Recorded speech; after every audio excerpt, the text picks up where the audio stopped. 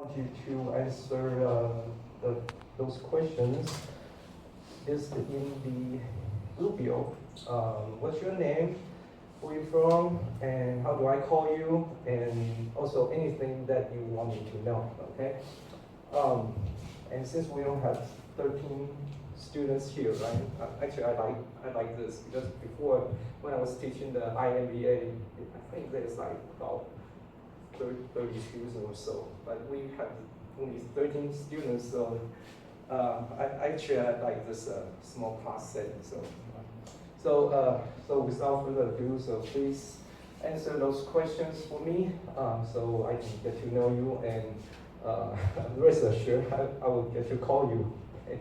Since we don't have 13 students, so that's easy for us to get to know each other, all right?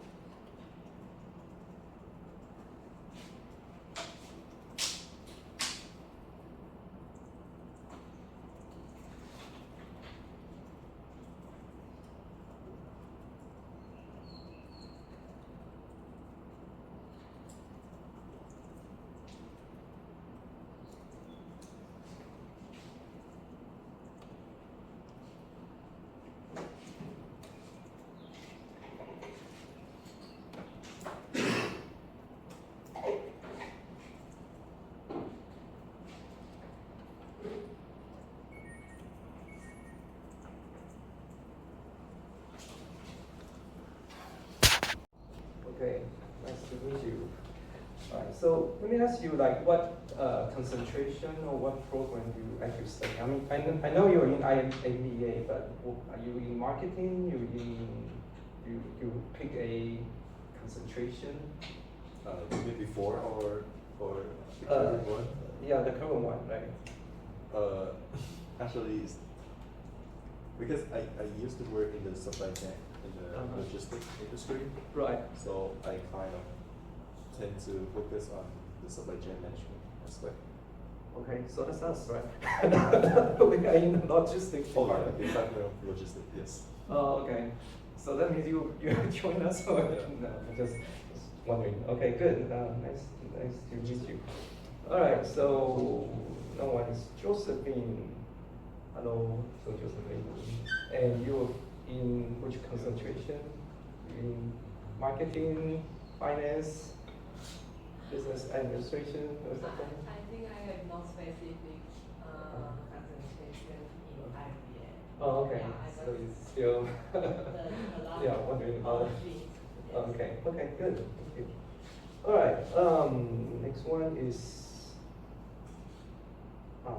Okay, if I say your name wrong, then please correct me. Okay, Stefani. Okay, so Stefani. So do you have a concentration pick out yet, or? I pick up message from the Department of Finance. Finance. Okay. Yeah, you. When I was studying my MBA is actually also in finance, but I forgot most about it. I'm doing things that totally different from finance. So. All right. I also have Joyce. Joyce.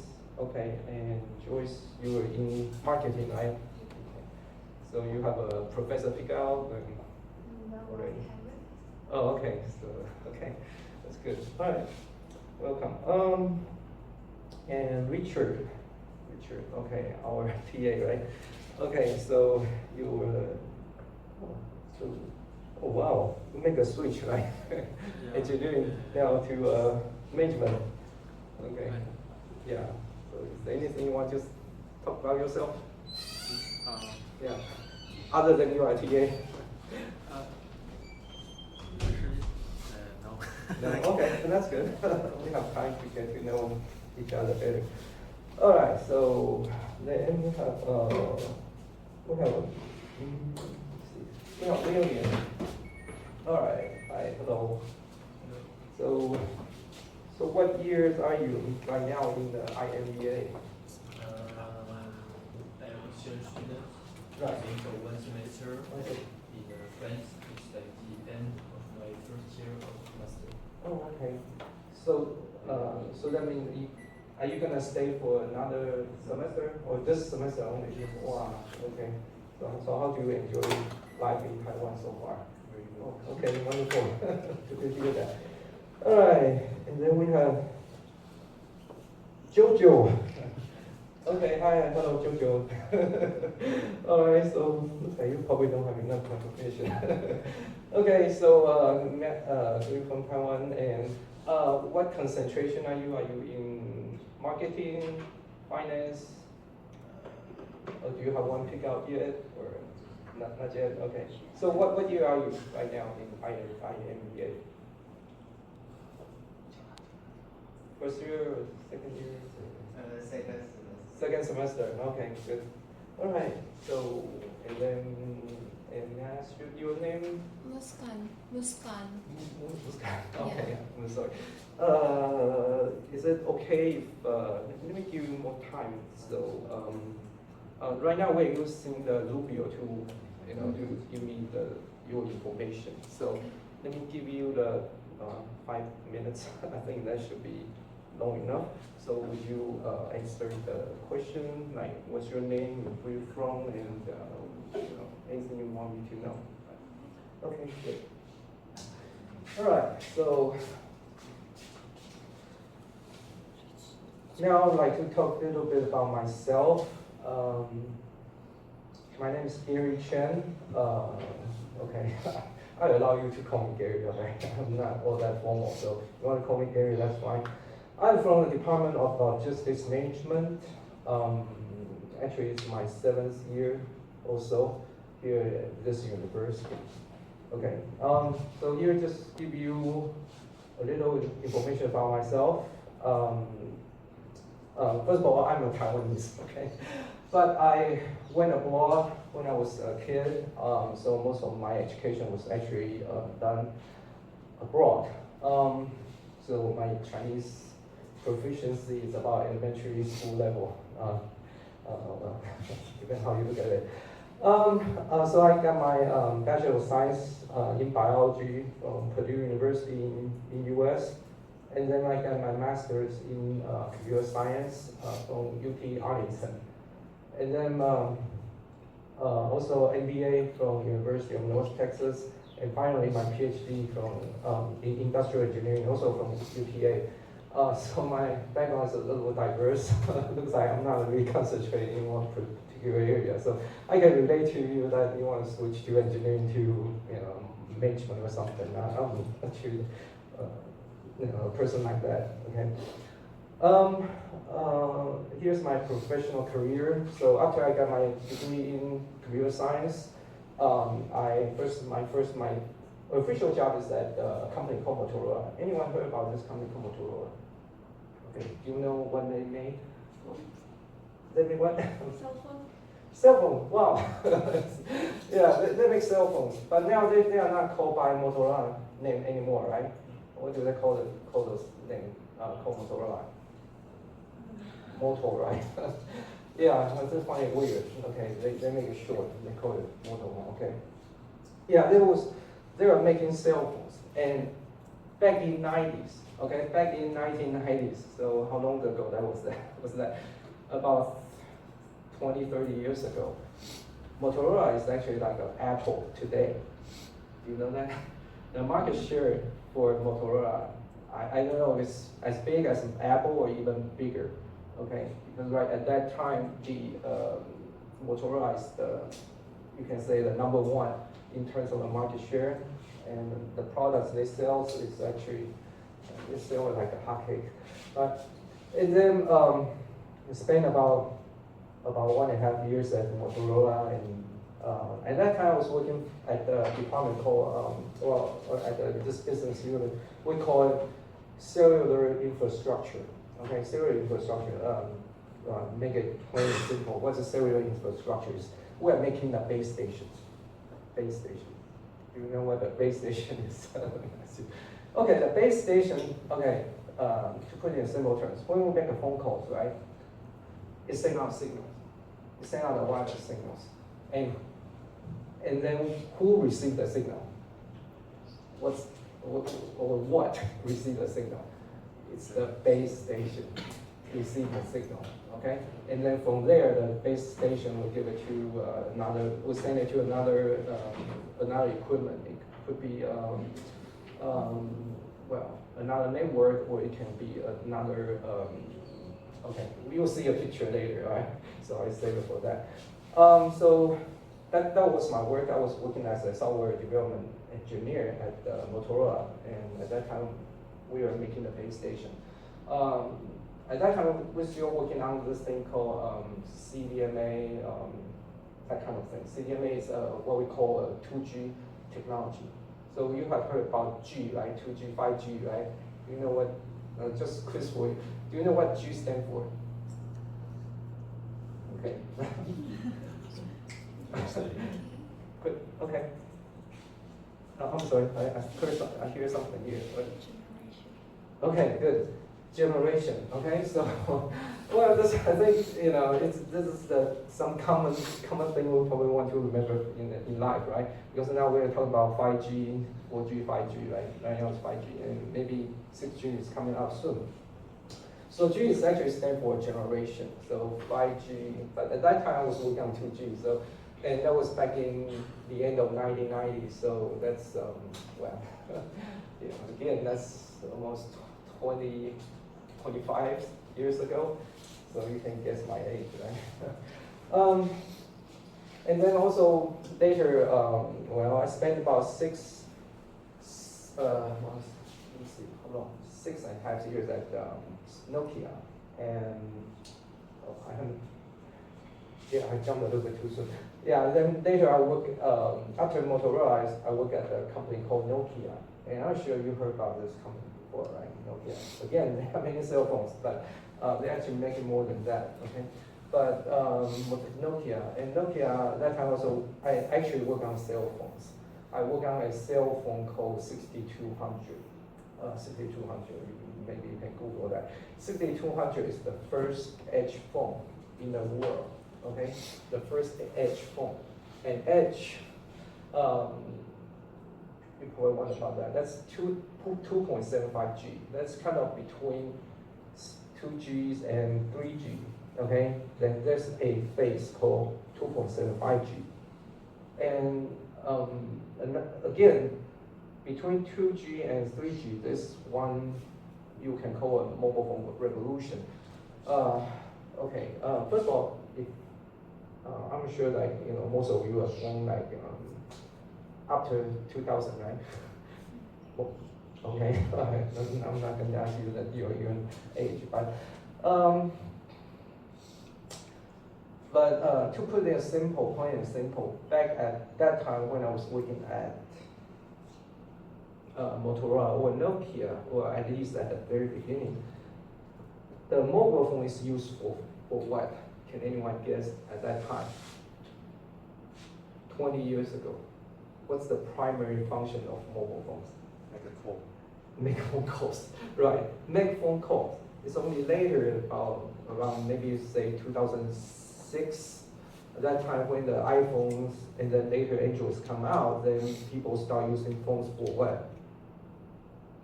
The internet, exactly, right? So between 2G and 3G, there's this thing called 2.75G. And what's this 2.75G is what that's what was mentioned.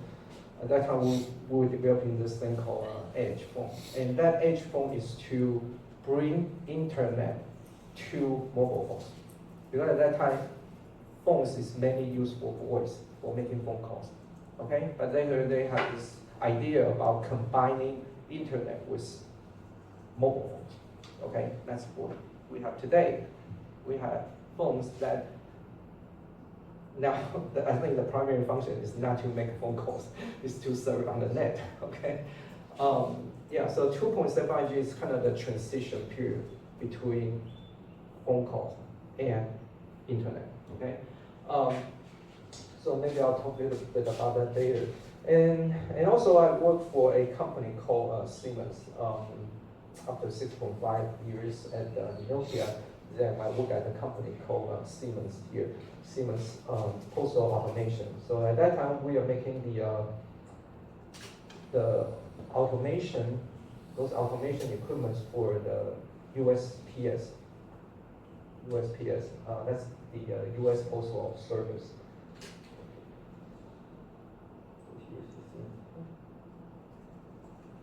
It's on. Okay, now. Okay. Let me check something real quick. Now, right on this. Now, right on this. Let me reopen this again.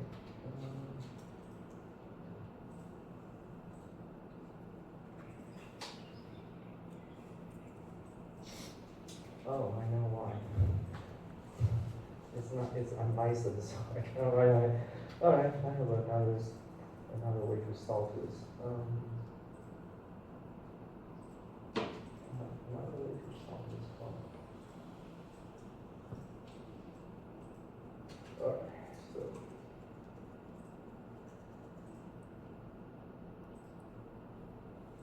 Okay, Siemens Postal Automation. All right, so Siemens is a German company, and we are developing the automation for sorting the mails, and also the particular project I was working on is called postal address redirection system. So basically, it's like redirecting the mails.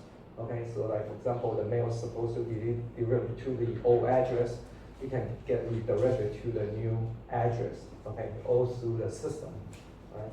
So maybe we'll see that later.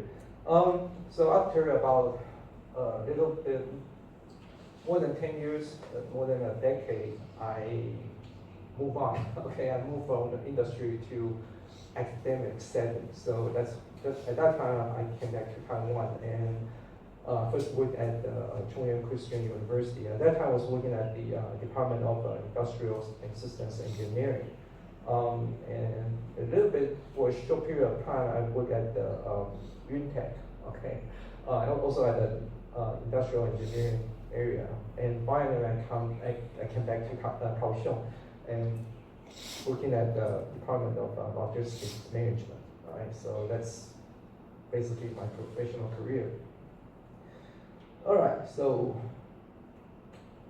maybe we'll start with a question, all right? Can I work at my first job company until retirement? So in other words, am I able to work at a company from very beginning to the end, until retirement? I think this is probably a question you want to ask yourself, all right? Probably now, but I think definitely later in your life, you need to ask this question. Am I able to do this? And my personal experience, well, as you can see, I kind of moved from one company to another, from one job to another. So that means, especially for you, that if you are able to work at one company from very beginning to the end, until you retire, then I would say congratulations, okay? You are very lucky to do so. But for myself, I am not so lucky. So if I want to put all my career in one line, then it looks like this, okay? And I also add those, some milestone in a history along this timeline here. So it's all beginning from here. Right? So you can say my career or my education is kind of somewhat intertwined with those history events. All right. So first of all, back in 1994, this thing came up. This thing is called WWW. Okay, that is the World Wide Web. Okay. So before that time, when I was about your age, well, a little bit younger than your current age, at that time we don't have this thing called internet. Or we have internet, but we don't have this thing called World Wide Web. Okay, can you imagine that? At that time, everything we do is all through text. Okay, at that time we have things called Unix. Okay, and where you type, you can chat, you can have messaging. It's all in text. We don't have pictures. Right? At that time, but then 1994, about that time, the World Wide Web came out. We have this thing called World Wide Web protocols, and then we have a browser that allow you to read those web. Okay, okay. So at that time, 1998, that's when I graduated with a computer science degree, and then I joined this company called Motorola, and this place called Dallas, Texas. Dallas, Texas, it's, well, does anyone know where is that? Dallas is in this place called Texas. And when we think about Texas, it's about what? Cowboys, right? About cowboys, and yeah, exactly. Motorola is in this place called, it's near Dallas actually, in this place called Fort Worth, Texas. And actually it's a cowboy country because we have a rodeo, okay, okay. You probably don't know what that is, but basically it's kind of like, those cowboy events where they would rope the cows or bulls, or they would ride the bulls and that kind of thing. But at that time, I joined Motorola, and then 1999, this thing took off, .com.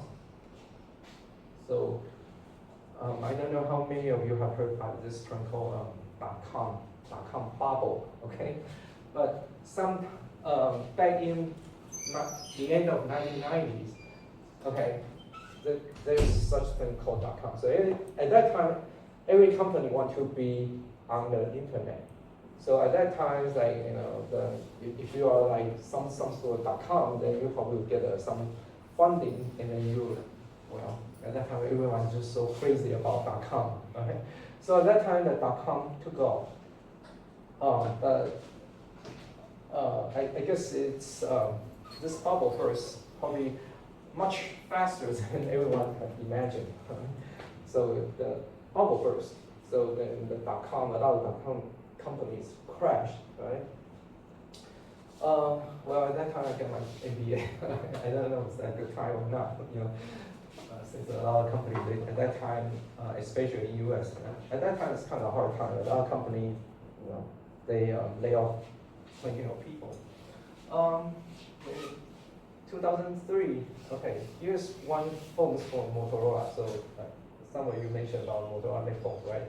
And this is one of their most famous phone. This phone is called Razr, right? And it's quite thin. You can put in your pocket, right? It's a flip phone. So here's the about this time we came up with this phone, and this is actually the edge phone that I talked about. This is 2.75G, because before this time, the phone they have is they only reach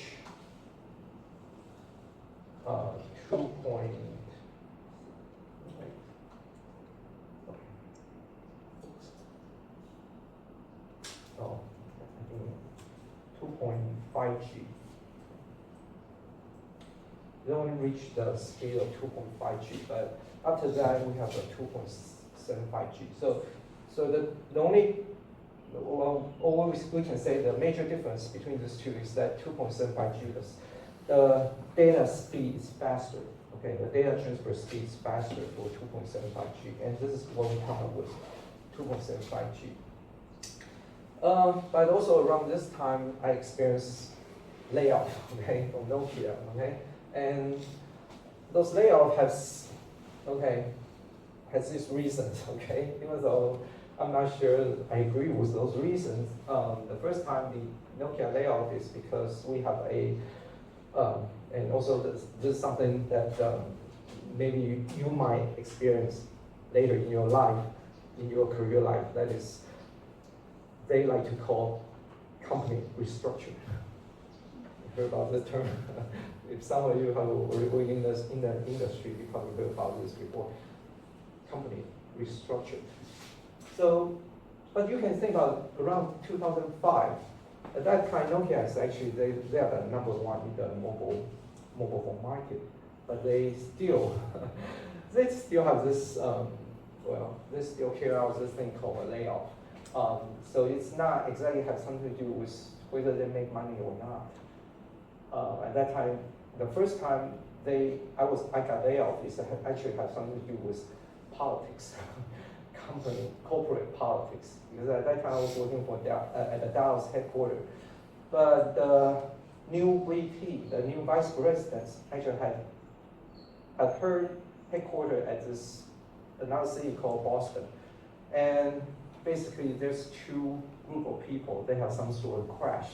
They have some sort of clash with each other, and the group in the Boston, they actually basically laid off the people in Dallas, those people in Dallas, and I was one of the victims. I got laid off.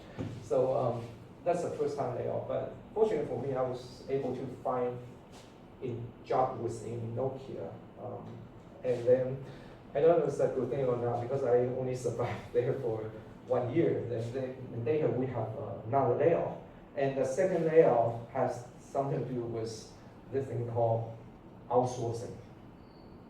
Okay, outsourcing. Our job got outsourced, all right? Outsourced to where? To another country called India. Okay, that outsourced because it's.